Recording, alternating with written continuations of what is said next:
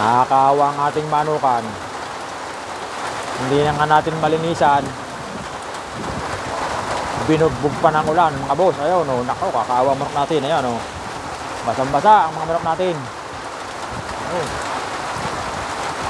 Pati yung nakakulong, basa. Natulo. Ayan. Nakaw. Nakakaawa. Pati ang ating bubong, nakakaawa. Ayan o, puro butas. Oo. Ayan. Puro butas na o. Anong nangyari na sa atin? Ayan. Wala kasi magtatagal tong ulan na to. Napakadilim ng langit. Ang lakas. Bye-bye po, bye-bye.